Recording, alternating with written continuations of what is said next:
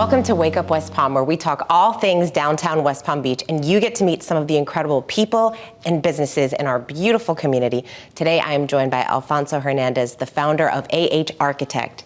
Thank you so much for having us here. Thank you for coming by. I appreciate it. I'm so excited to dig into all things architecture and what you do. So tell us about your business. Sure. So we've been here in West Palm Beach for, I guess, 17 years now. And we're excited to provide architectural services to help our city grow, in a beautiful way. And so that's part of our task, is to, create visions and help in everything that we do. So we are really focused in West Palm Beach, doing a lot of nice architecture, and we do a lot of work with the city. So we are enjoying our time here. We have a lot of fun, and we're very passionate about what we do. You've been doing this for a really long time. When did you open the business? So we opened up in 2007 officially. And so we've been here in downtown, literally within these 4 blocks from where we're at. And we've seen it grow. We've seen it develop quite a bit. And so it's been an exciting time for us. And now I believe it's even more interesting. There's just a lot more development, a lot more interest, more financing that has come into our area.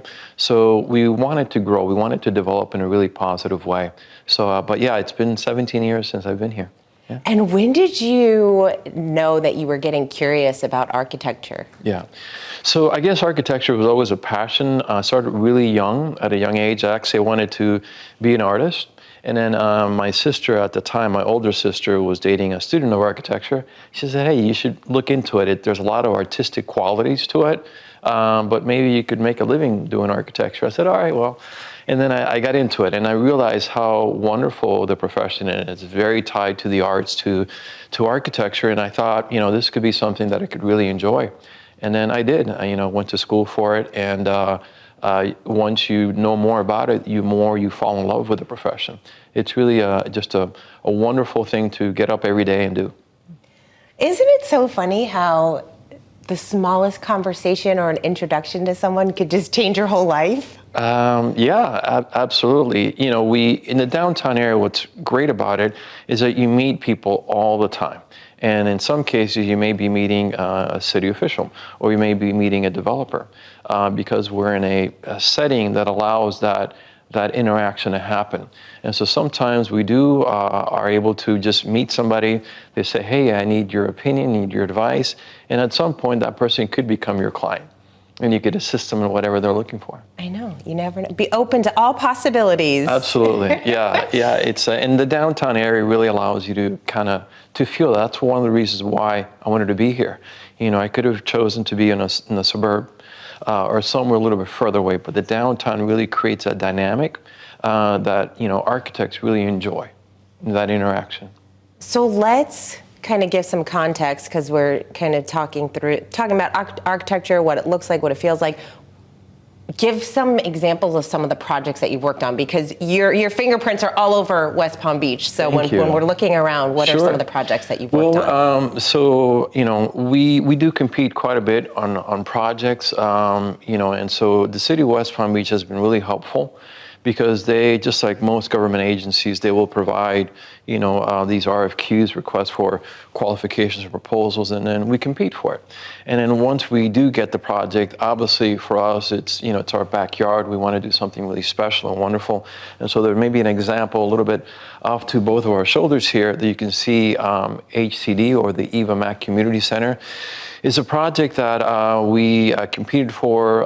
We're able to do the design, go through the construction, execute it, and now the project has been significant. It helps the community. A lot of people get a lot of benefits by attending that. And I guess my left here is Howard Park Community Center. That's a project that's moving forward. It recently received an unbuilt award, but we're hoping to get it built pretty soon.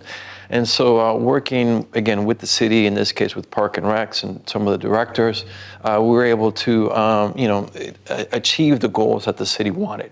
And so we were able to help them to execute these visions. So sometimes the architecture, again, it takes a while. We're planning, and by the time you go into construction, maybe 2 years sometimes, maybe even longer, depending on how the funding is created. So all these things that we do are really to help the city, to help it improve, to help the community, the citizens within our city. talk a little bit about the collaboration, because we were just sitting in Alfonso's office and talking about some of the projects, and I'm always so curious when you think about so much work goes into the downtown and developing buildings, what that looks like. So talk about how do you work with different leaders, the city, the DDA, all the different organizations to make a project come to life. Right. So you're right. It takes a lot of people, and a lot of times it's even before I get involved. So it may be working with staff to understand the regulations that they have for a particular project, and then working maybe with the client. It could be a private developer, or it could be the city, like in the cases where we're working with different departments. And so there's a lot of planning that happens up front. And so it could be understanding the goals of that they're trying to meet. If it's a private developer, it'll be, their financial goals. There'll be certain ideas that they want, square footages, how much they want to lease or rent, things like that. If it's for the private client, or rather for the city, it could be how is it going to benefit the community. And so we look at both of these things at the beginning to try to understand what this program is going to look like. And so we develop a program based on the regulations that the city has. And then we come together. We share ideas, plans, we present to the city. And there's different things that we need to do to make sure that everybody's represented. So in the case of the private developer, we meet, we review it. In the case of the city, we still do the same thing and then bring different parts to the puzzle. And so it could be, bringing our engineering team at some point. And so we have our engineering team, which would be structural engineers, electrical, mechanical, plumbing, all these different things to make the building function. So we bring in a team of people that can help us to execute the program that was established either by the client let's say in connection with city officials and regulations. And so all those things come together as we're designing, planning to be able to execute whatever the vision that may be. Maybe a small, let's say, project, or it could be, master planning a portion of the city. There could be different scales, but all those things require teamwork, close involvement with city, with the mayor. In many cases, maybe with we have to present our work to the city council. So everybody gets involved to a certain degree. And then obviously down to the planners who review your plans and to make sure that everything is being done the right way. What are some of the challenges that you faced? Because with so many different people involved, right, I'm sure there are challenges that you face, even when it just comes to, like you said, some projects take so many years to develop. What are some of the things you go through? So all projects, and I'm not the only architect that went through COVID, but that COVID did present certain challenges. For example, there was a material shortage. And so like the project right here to your right, we had shortages. We couldn't find steel. We couldn't find the materials that we wanted to be able to build in. So we have to really think and figure out what to do.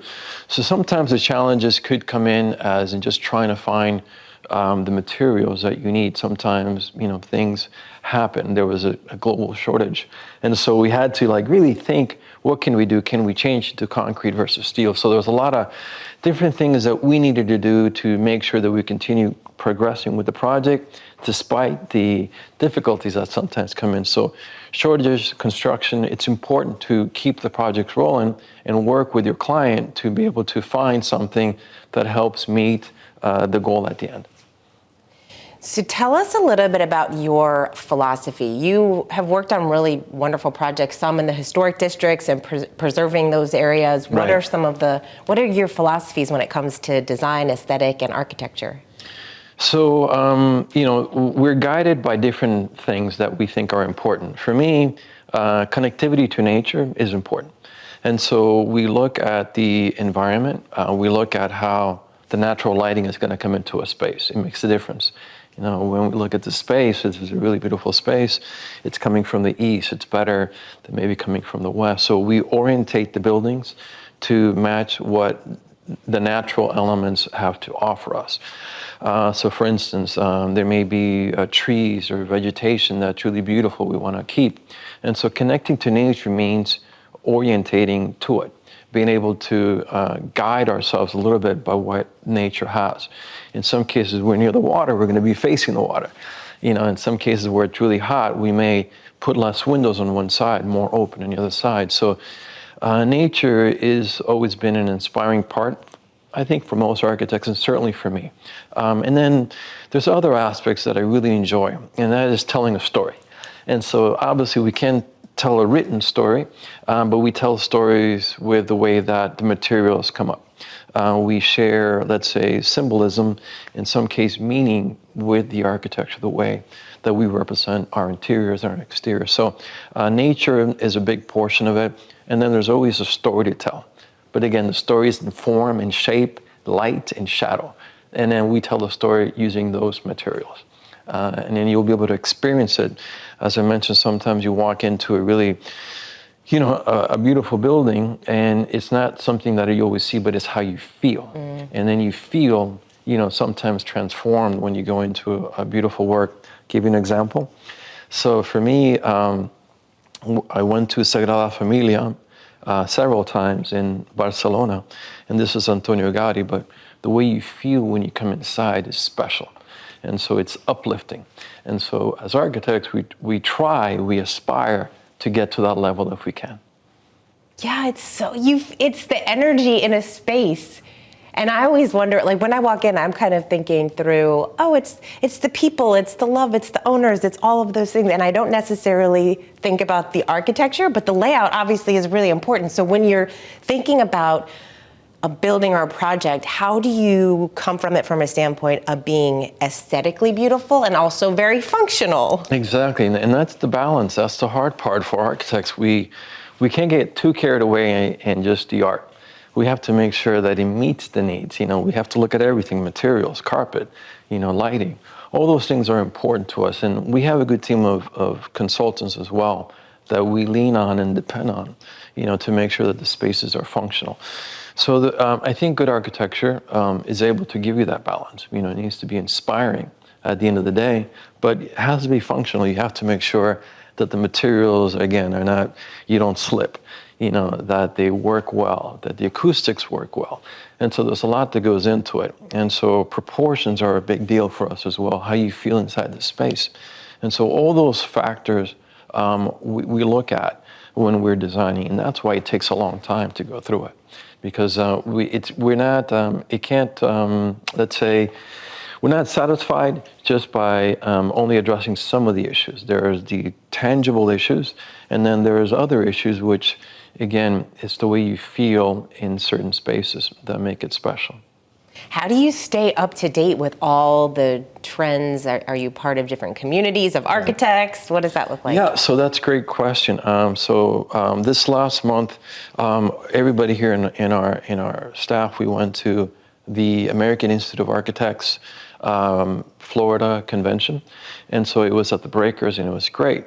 So that's just one example of what we need to do. We need to stay, we need to be aware of everything that's changing. And so we look at both materials, a lot of different things, but big topic this year was AI. And so how does that affect architects? And are we going to go out of business if you have a computer or let's say some sort of, artificial intelligence that can do our job for us? So that's a topic that we discuss quite a bit. So we are required to do approximately 24, let's say, continuing education credits throughout a couple of years to make sure we stay up to date. But we have to do it to make sure that we help our clients to choose the right materials, furniture, lighting, all these things are important. And then also understanding, how are things changing with AI and how does that affect architecture? So those are all topics that are important for us. Yeah, AI is a topic I feel every industry is kind of going a little crazy with AI and what that's going to look like for the future. Exactly. We're really looking at that because it has a way of impacting. And in some industries, it has affected, just like every new technology that something comes in has the ability to impact a professional. I know there's writers who have been impacted by, GP chat. And so there's, different things that have affected us. And so part of it is understanding what the tool does. Is it an actual artificial intelligence? Which, it's not quite an artificial intelligence. It's just technology that allows to group and to, process information very quickly. So we have to understand what does that impact on architecture? Could we use it to our advantage? Is it going to, create problems? And so it's an open dialogue. There's not a final solution or word on that, but we have to be curious enough to understand. Yeah, I was going to say, that's a whole different episode. It is. That's a totally other show. All right, tell us a little bit about your team. How big is your team? Right. So we're 7. We are located here in, again, downtown West Palm Beach. We recently moved to the 111 North Olive building, which Beautiful we're very space. excited. Yeah, this is a great space, and shout out to Andrew Dance, who was nice enough to tell us to come over here and be part of this beautiful building. And so there's 7 of us. There's 2 licensed architects, myself, Joao. We have office managers. We have a great group of talented individuals that are right behind me, and they know that I care about them. Working in the very well. background, we see you guys. You can. They're like, get us off the camera. We don't want to be. We're not part of We have it. a very talented group, very talented. Everybody here is wonderful, so we're super excited about that, and we're looking to grow as well. You know, we want to be able to, add a few more staff members along the way as we have more projects that we can, hopefully acquire. Awesome. Yeah. All right, one last question. Can you give us? I want to do a little activity for the viewers. When someone's walking around downtown West Palm Beach, or maybe they go to and visit a different city, we're probably not really looking at the architecture, right? We notice what's beautiful, we know what we like, we know what's beautiful and what works, but maybe we don't really go, obviously we're seeing it very differently than you do. So what are some things that we can look at that we can start to appreciate when it comes to design and spaces? That's a great question. I would say, for me, when I go to a city, I look at different things. I look at, like in the case if we're by the waterfront, there's, do we have enough shading? Are there enough activities? Is it a nice place to go and visit? And so anytime I go to a city, I kind of look at the waterfront to see how they're doing it. And you get a good sense of, how much planning has gone into it. I mentioned briefly Barcelona because it's a city that I really like, not just because of the architecture, but I think it was really well planned. And so you'll see many cities throughout the U.S. that have these beautiful plans, whether it's Savannah, places where you have these beautiful, let's say, city designs that it just feels right. You enjoy walking through the streets. And then you see a really nice building that helps define the areas. And then how many people are sitting outside? Are they enjoying sitting? And then so those things, you kind of get a good sense of it. And then that architects had been planning in those areas for a long time to make it look like that. Planning, and then there's also obviously, planners, architects, landscape architects, a lot of people who have gone in to make it just so. But it's a sense that you feel it, you don't always necessarily are going to see it. Yeah. You kind of feel it, it's a nice place to be. Good. Well, see, that's a fun little activity to do the next time you're downtown. Notice some things that you don't necessarily notice right now. Alfonso, we are very lucky to have you in our community. You're doing beautiful work. Thank you so much for the passion that you have for what you do and your team. This was such a great conversation. Thank you so much for joining us. Thank you very much for being here. We appreciate it. And I'm just happy for our team and happy for the fact that hopefully we'll be here for a long time. So, absolutely. Yeah. We won't let you leave. You're here to stay in downtown West Palm Beach. Thank you so much for having us, and thank you all so much for watching. We'll see you next time.